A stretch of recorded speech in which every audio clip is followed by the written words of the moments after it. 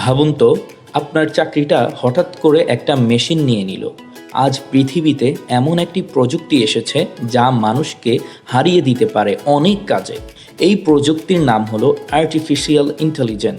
বর্তমানে পৃথিবীর অনেক বড় কোম্পানি রয়েছে, যেমন গুগল, মাইক্রোসফট এবং ওপেন এআই, যারা এআই প্রযুক্তি ব্যবহার করছে। এআই এমন একটি প্রযুক্তি যা মানুষের মতো চিন্তা করতে পারে, ডেটা বিশ্লেষণ করতে পারে, এমনকি ছবি আঁকতে বা লিখতেও পারে।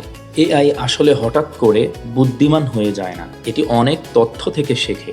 এই শেখার পদ্ধতিকে বলা হয় মেশিন লার্নিং।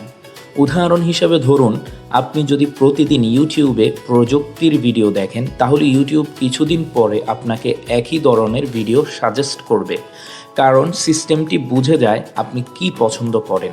এই কাজটাও এআই করছে।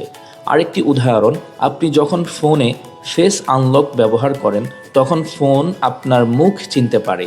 এটাও আর্টিফিশিয়াল ইন্টেলিজেন্সের একটি ব্যবহার।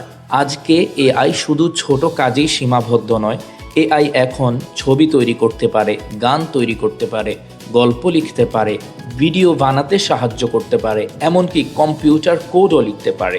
ডাক্তাররাও এখন এআই ব্যবহার করছে রোগ নির্ণয় করার জন্য। অনেক ক্ষেত্রে এআই মানুষের থেকেও দ্রুত এবং নির্ভুলভাবে কাজ করতে পারে। এখন বড় প্রশ্ন হলো, এআই কি মানুষের সব চাকরি নিয়ে নেবে? আসলে বিষয়টা একটু ভিন্ন। ইতিহাসে যখনই নতুন প্রযুক্তি এসেছে, তখন কিছু কাজ হারিয়ে গেছে, কিন্তু নতুন কাজও তৈরি হয়েছে। এআই অনেক কাজ পরিবর্তন করবে, কিন্তু একই সাথে নতুন ধরনের চাকরিও তৈরি করবে।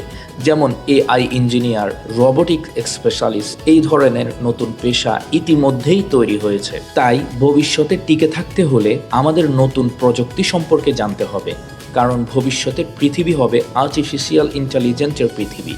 আর যারা প্রযুক্তি শিখবে, তারাই সেই ভবিষ্যতের নেতৃত্ব দিবে। যদি আপনি ভবিষ্যতে প্রযুক্তি সম্পর্কে আরও জানতে চান, তাহলে ভিডিওটি লাইক করুন এবং সাবস্ক্রাইব করতে ভুলবেন না।